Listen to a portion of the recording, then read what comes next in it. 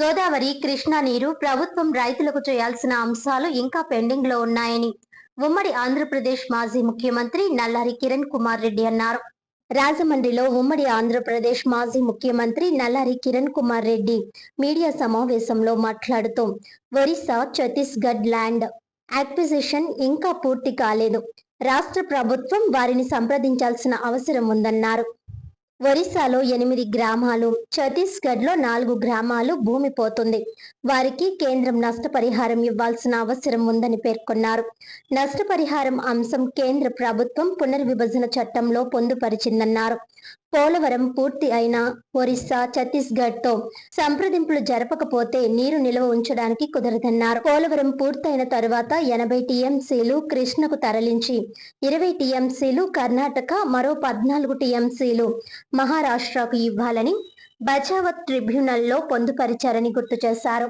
ఖచ్చితంగా ఉన్న హక్కులు తీసుకొని రైతులకు న్యాయం చేయాల్సిన అవసరం ఉందని వివరించారు.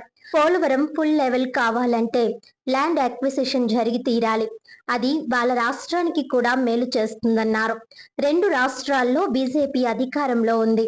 ఆ ప్రభుత్వంతో సంప్రదింపులు జరిపి ల్యాండ్ అక్విజిషన్ కు అధికంగా ఎంత నష్టపరిహారం అడిగినా ప్రభుత్వం ఇవ్వాలని అన్నారు. రైతుల ప్రయోజనాలను కాపాడడం ఏపీ ప్రభుత్వం బాధ్యత. గోదావరి, కృష్ణా జలాలపై ఏపీ రాష్ట్రం చేయాల్సిన అంశాలు చాలా ఉన్నాయని అన్నారు. పోలవరం పూర్తి స్థాయిలో నిర్మించకపోతే విద్యుత్ ఉత్పత్తికి అవకాశం ఉండదని స్పష్టం చేశారు. ఒడిశా, ఛత్తీస్గఢ్ రాష్ట్రాల్లో పోలవరం కోసం భూసేకరణ చేయాల్సి ఉంది. ఏపీ ప్రభుత్వం ఒడిశా, ఛత్తీస్గఢ్ రాష్ట్రాలతో తక్షణమే సంప్రదింపులు జరపాలని సూచించారు. ఒడిశాలో భూసేకరణ కోసం అవసరమైతే 10 నుంచి 15 రెట్లు పరిహారం ఇచ్చినా నష్టం లేదన్నారు. ఈ విషయాన్ని సీఎం చంద్రబాబుకు నేను స్వయంగా చెప్పానని అన్నారు. కృష్ణా జలాల విషయంలో ఉభయ తెలుగు రాష్ట్రాలకు డబుల్ పంచ్ పడబోతోందని అన్నారు.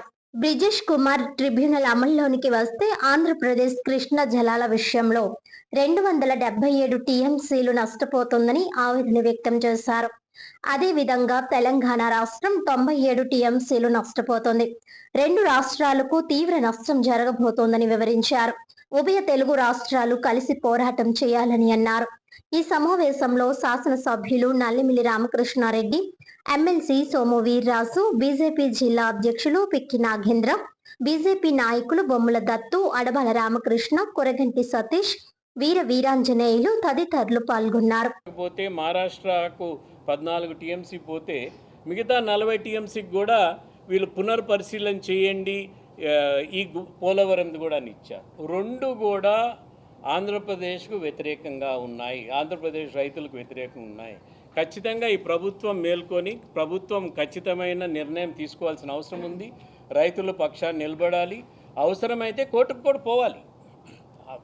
కోర్టుకు పోకన్నా ఉండేదానికి లేదు. మనకు పారమౌంట్ ఈ కూటమి ప్రభుత్వానికి ఆంధ్రప్రదేశ్ రైతులను కాపాడేదానికి మీరు ఏమేమి చేస్తారో అన్నీ చేయాల్సిన అవసరం ఖచ్చితంగా ఉంది. దీని ముందర మనం ఆర్గ్యుమెంట్స్ పెట్టాల్సిన అవసరమే లేదు. నా ప్రకారం అయితే 2000లోనే సుప్రీంకోర్టు ఆర్డర్ క్లియర్గా ఉంది. ఇవన్నీ కూడా ఆర్డర్స్ కానీ ఇవన్నీ ఒక లెటర్స్ మాదిరి చేసి ముఖ్యమంత్రి గారిని కలిసే డైరెక్ట్గా ఇచ్చాను. నేను ఈ జీవో వచ్చిన తర్వాత ఇమీడియట్గా బిఫోర్ తెలంగాణ ఎలక్షన్నే నడ్డా గారు అప్పుడు ప్రెసిడెంట్గా ఉంటే ఆయనతో మాట్లాడాను. సార్, నేను దీనికోసమే కృష్ణా జలాల కోసమే నేను రాజీనామా పెట్టా ముఖ్యమంత్రిగా. ఇది జరగదు, కృష్ణా జలాలు ఖచ్చితంగా డిస్ప్యూట్ ఉంటుంది. ఇది ఇబ్బందికరమైన పరిస్థితి 2 రాష్ట్రాలకి. ఇది ఇప్పుడు ఇటువంటి జీవో ఇస్తే ఎట్లా సార్ అంటే, ఇది ఎలక్షన్ ముందర ఇచ్చారు. సో ఎలక్షన్ తర్వాత మాట్లాడతాం. మన ఎలక్షన్ అయిన తర్వాత అమిత్ షా గారికి కూడా నేను పోయి అన్నీ ఎక్స్ప్లెయిన్ చేసి చెప్పాను.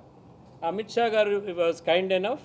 ఆయన ఇమీడియట్గా వాటర్ రిసోర్స్ మినిస్టర్కి నాకు డైరెక్ట్ చేసి నన్ను అపాయింట్మెంట్ ఇప్పించారు. 2 సార్లు వాటర్ రిసోర్స్ మినిస్టర్ని కలిశాను నేను ఈ అంశం పైన. కలిసిన తర్వాత మళ్ళీ ముఖ్యమంత్రి గారిని కలిసి చెప్పాను, ఇవి ఇన్ని ఇబ్బందికరమైన పరిస్థితులు ఉన్నాయి, కృష్ణా వాటర్స్ కానీ గోదావరి వాటర్స్ కానీ, ఇవి ఖచ్చితంగా మీరు ఇంట్రెస్ట్ తీసుకొని త్వరగా చేసుకోవాలి. ఒకటేమో ఒరిస్సా, ఛత్తీస్గఢ్తో ఇమీడియట్గా అగ్రిమెంట్ చేసుకోవాలి పోలవరం పూర్తి కావాలంటే. 2 ఆ కృష్ణా డైవర్షన్ నీరేముందో పూర్తిగా ఆంధ్రప్రదేశ్కి వచ్చే విధంగానే మనం చేసుకోవాల్సిన అవసరం ఖచ్చితంగా ఉంది.